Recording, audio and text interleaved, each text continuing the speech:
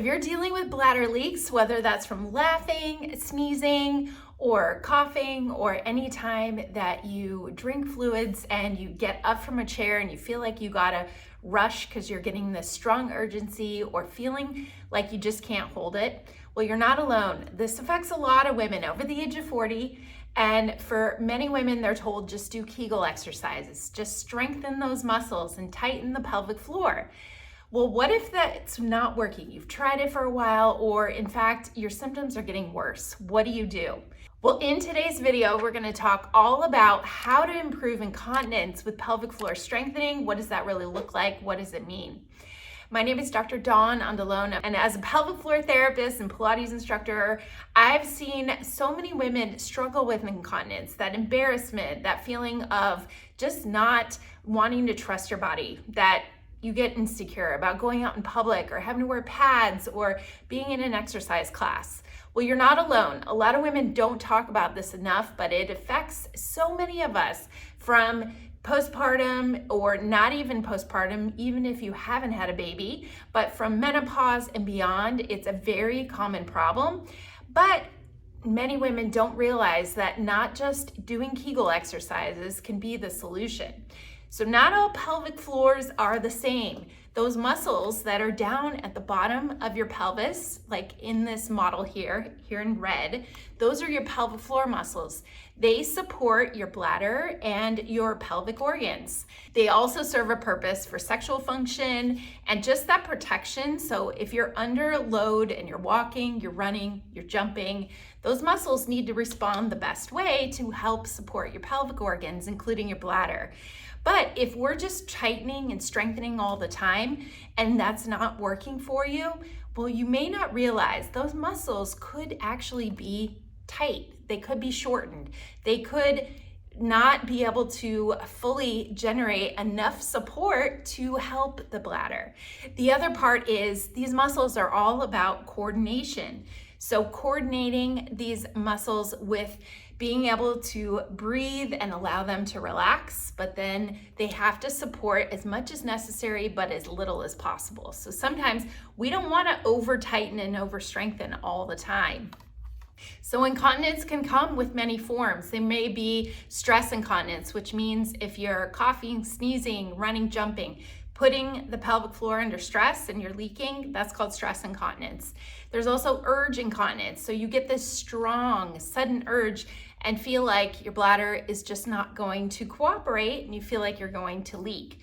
So with urge incontinence and stress incontinence, the things that I'm gonna talk about in this video are helpful for both. So with either part, urge incontinence or stress incontinence, you need coordination. You need to work on connecting your brain to your muscles, that timing, and some strengthening and also stretching. So it's a combination of things that can really help you. The first thing that can be super helpful is breath awareness. We take for granted our breathing, but did you know your diaphragm, that muscle at the bottom of your rib cage here, actually controls your breathing and puts a lot of emphasis on what really it means to strengthen your core. So if your breathing muscles are not using that mobility back and forth, up and down, then your pelvic floor has to respond with it too. It all moves together. So practicing some breathing exercises can really reset your core and also help your pelvic floor. And it's a very subtle way just to work on your pelvic floor strength and ability to be more coordinated. So how do you do that? Well, if you think about putting your hands around your rib cage, even one hand on your rib cage, one hand on your belly. And we want to think of a great way to do this is on your back with your knees bent so you're nice and relaxed. But if you think about breathing into your hands, so you're taking an inhale through your nose and then exhale through your mouth. And when you practice that, especially when you're on your back with your knees bent, then you can be able to breathe down from this area rather than from our neck and shoulders, which is very common with a lot of women. We tend to breathe with our neck and shoulders, especially under stress or tension. So practicing that breathing from your core and from your belly and getting that rib cage to expand helps your diaphragm move. These breathing muscles can also allow your pelvic floor to actually relax on the inhale. And then on your exhale, you should actually get a little bit more of that contraction too. So our hands are here, one hand on the belly, one hand on the ribs. And we're gonna inhale through our nose, exhale through our mouth. Especially when you're on your back with your knees bent and you're breathing into your belly and your ribs and allowing that to happen, you're gonna get less tension and stress in your neck and shoulders, and you're also gonna use your core effectively. When we inhale, our diaphragm drops to create space in the lungs, and then our pelvic floor opens and also relaxes a little bit more. So practicing that breathing gets your pelvic floor to just reset. So therefore, when you're lengthening and resetting your pelvic floor, it can actually be stronger when you need it to be stronger.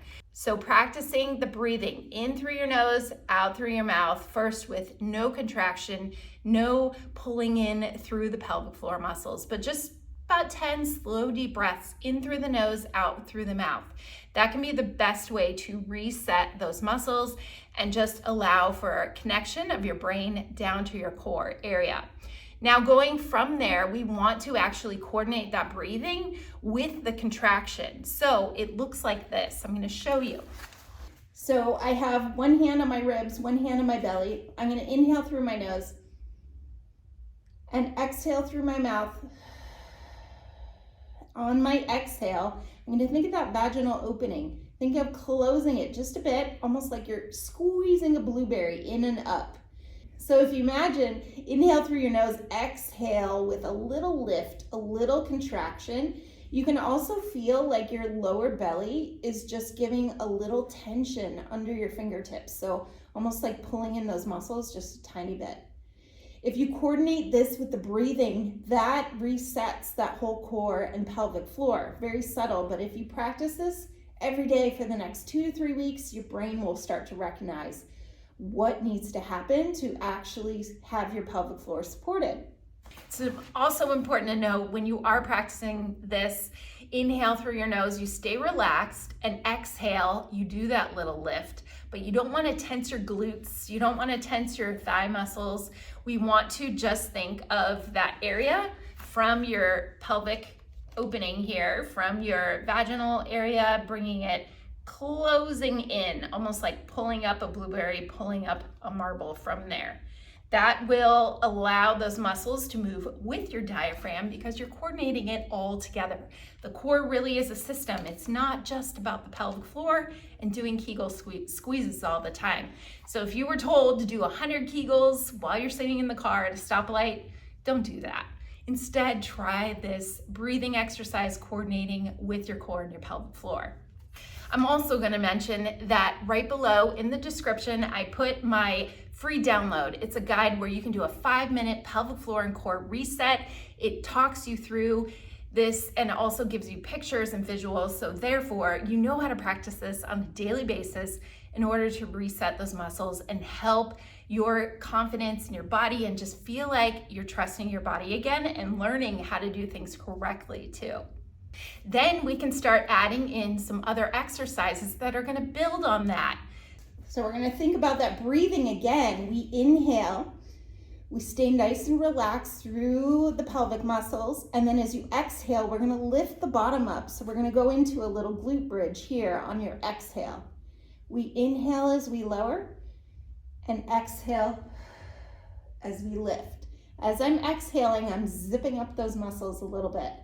So we're going to do 10 glute bridges here. That can be a great place to start. I'm going to demo for this purpose of this video one more.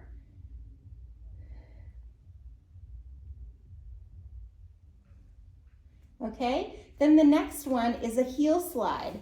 So as we slide one leg out, we're going to inhale and then we exhale and we draw it back in. It doesn't matter which way you inhale and exhale, but as long as you're coordinating the contraction on your exhale, that can be very helpful to do.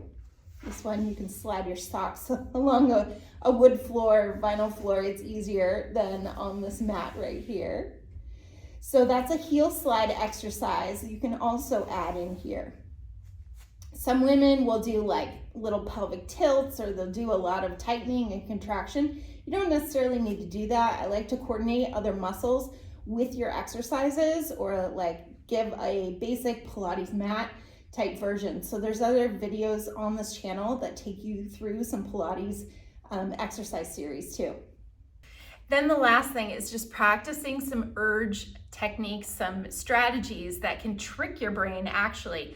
So if you get the strong sudden urge, I tell women, actually stop and pause and count backward from 10. This is going to trick that signal that goes to your bladder from your brain, telling your bladder, okay, maybe I don't have to go so strongly right now. I can just suppress that urge a little bit. So it's a distraction, a little trick, counting backward from 10 when you get that strong sudden urge. See if that works. The other thing is taking slow, deep breaths when you do get that urge, and just stopping and pausing and thinking about the breathing can actually, your pelvic floor, we should be able to trust it more than you think. So you can try those two things as well. Now, it is normal to wait about 3 to 4 hours in between going to the bathroom, not every hour or every half an hour. So if you're doing that, you may also want to look at things that you're cutting out of your diet just temporarily while you're trying to help this. So things like highly acidic drinks or foods like citrus, or even caffeine or alcohol, even diet sodas or carbonated drinks like mineral water, all of those are a bladder stimulant. So if you notice that you're getting that strong urge, you may want to look at what you're doing in your diet and start cutting out those, and working on some exercises and strategies I taught you in this video, so therefore it can help. So I hope you found this helpful, and I found a couple tricks and tools that you can use moving forward that are actually going to help your incontinence, so you stop running to the bathroom all the time and feel like you just can't trust your body. We don't want that. We want you to feel more confident. Now, go ahead, download that 5-minute pelvic floor and core reset guide, and I would love to see you in another video, so go back and watch any of those other Pilates-based videos that I have as well. Thanks so much for watching, and we'll see you again soon.